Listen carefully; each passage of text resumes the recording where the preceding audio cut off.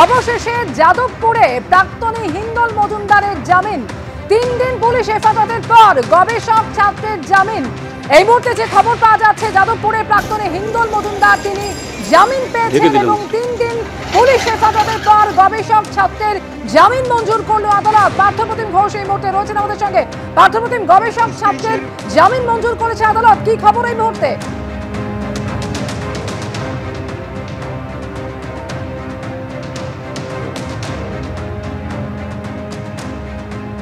Police হেফাজত শেষের পরে হিন্দল মজুমদারকে আদালতে পেশ করে পুলিশের তরফ থেকে জেল হেফাজতে পাঠানোর জন্য আবেদন জানানো হয়েছিল, কিন্তু তার আইনজীবীরা যে বিষয়টি বলেন সেটি হচ্ছে যে গ্রেপ্তার করার পরবর্তীকালে, কাস্টাডিতে নেওয়ার পরবর্তীকালে নতুন করে কিন্তু তদন্তে কোনো রকম কোনো অগ্রগতি নেই এবং দুপক্ষের সওয়াল জবাব শেষের পরে বিচারক জানিয়েছেন 1000 টাকার বন্ডে হিন্দল মজুমদার গবেষককে জামিনের যে আবেদন জানানো হয়েছিল সেটা মঞ্জুর করা হয়েছে এবং যে বিষয়ে বলা হচ্ছে যে তাকে 1000 টাকার বন্ডে আজকে জামিন দেওয়া হয়েছে। তবে কয়েকটি শর্ত সেটা আরোপ করা হয়েছে, পরবর্তীকালে সেটা একবারে স্পষ্ট হবে। এক্ষেত্রে তুমি জানো যে শিক্ষামন্ত্রী ব্রাত্য বসুর গাড়িতে হামলা এবং হামলার ঘটনা ঘটে যাদবপুর বিশ্ববিদ্যালয়ে, তার পরবর্তীকালে গবেষক হিন্দল মজুমদার তিনি যখন স্পেন থেকে ফেরেন এবং দিল্লি এয়ারপোর্টে, তখন সেই সময় তার বিরুদ্ধে লুকআউট সার্কুলার জারি করা ছিল বলে জানা যায় এবং তাকে সেখানে আটক করা হয়। পরবর্তীকালে ট্রানজিট রিমান্ডে কলকাতা নিয়ে আসা হয়, যাদবপুর থানা পুলিশ তাকে গ্রেপ্তার করে এবং তদন্তকে এগিয়ে নিয়ে যায়। কিন্তু তদন্তকারীরা যে তদন্ত, সেই তদন্ত নিয়ে আইনজীবীরা যে বিষয়টা জানান, হিন্দল মজুমদার আইনজীবীরা, যে তদন্তে কোনো রকম কোনো অগ্রগতি নেই তাকে গ্রেপ্তার করার পরবর্তীকালে, এবং সেক্ষেত্রে তার মেরিটের কথা উল্লেখ করা হয় এবং সেক্ষেত্রে কিন্তু জামিনের জন্য আবেদন জানানো হয় এবং সেই আবেদন মঞ্জুর করেছে আলিপুর আদালতের বিচারক। একেবারে সঙ্গে থাকো পার্থপ্রতিম। অর্থাৎ এই মুহূর্তে যে খবর এসে পৌঁছচ্ছে, যাদবপুরে প্রাক্তনী হিন্দল মজুমদার তাকে আদালতে আজকে পেশ করা হয়েছিল এবং তার জামিন মঞ্জুর করেছে আদালত। সরাসরি কথা বলবো আবির দত্ত, প্রতিনিধি রয়েছেন এই মুহূর্তে আমাদের সঙ্গে। আবির, কি খবর পাচ্ছ আদালত সূত্রে?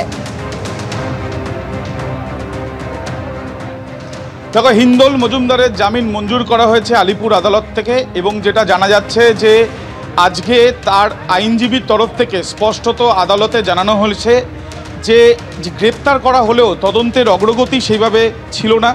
পুলিশ নিজে থেকেই আজকে জেল হেফাজতের আবেদন করেছে এবং এর যেদিনকে এই ঘটনা ঘটে, অর্থাৎ 39 নম্বর কেস, যে কেসে তাকে গ্রেপ্তার করা হয়েছে, 39 নম্বর কেস ছাড়াও আরও বেশ কয়েকটি কেস কিন্তু ওই দিনই হয়েছিল এবং সেই কেসগুলোতেও অনেকেই রয়েছে যাদেরকে পিসি চাওয়া হয়েছিল, তারপরেও তারা জামিন পেয়েছিলেন, সেরকম ঘটনাও ঘটেছে। এর পরে তার সঙ্গে সঙ্গে যেটা জানা যাচ্ছে যে আদালত কক্ষে অভিযুক্তের আইনজীবী, অর্থাৎ হিন্দল মজুমদারের আইনজীবী, তিনি কিন্তু এটাও জানাচ্ছেন যে অনেকে ছিলেন যারা আত্মসমর্পণও করেছিল, অর্থাৎ এই মামলাতে তদন্তে যেহেতু কোনো অগ্রগতি নেই তারা জামিনের আবেদন করছেন। এই পরিপ্রেক্ষিতে পাবলিক প্রসিকিউটর, অর্থাৎ সরকারি আইনজীবী, তিনি জানালেন যে তদন্ত এমন জায়গায় রয়েছে জামিন পেলে তদন্ত প্রভাবিত হতে পারে এবং তাদের তরফ থেকে এটাও বলা হচ্ছে তারা জামিনের বিরোধিতা করছেন এবং তারা জেল হেফাজত চাইছেন। এরপর আমরা দেখলাম বিচারক তিনি প্রশ্ন করলেন যে কেন তারা জামিনের বিরোধিতা করছেন। সেই ক্ষেত্রে পাবলিক প্রসিকিউটর তিনি জানালেন যে বেশ কিছু হোয়াটসঅ্যাপ চ্যাট ইতিমধ্যে তারা পেয়েছেন, যেটা তারা আদালতের কক্ষে জমা করলেন বা আদালতের কাছে দিলেন।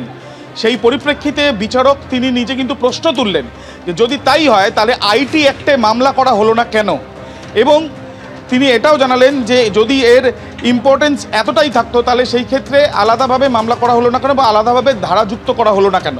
এবং তার সঙ্গে এটাও বললেন তিনি যে এই যে অভিযোগ হয়েছে সেই অভিযোগের পরিপ্রেক্ষিতে যে ইনজুরি, অর্থাৎ যে আহত হয়েছে, যে অভিযোগ করা হয়েছিল, সেই ক্ষেত্রে ইনজুরি দেখেও সেই বিষয়টাই নির্দেশিত হচ্ছে না।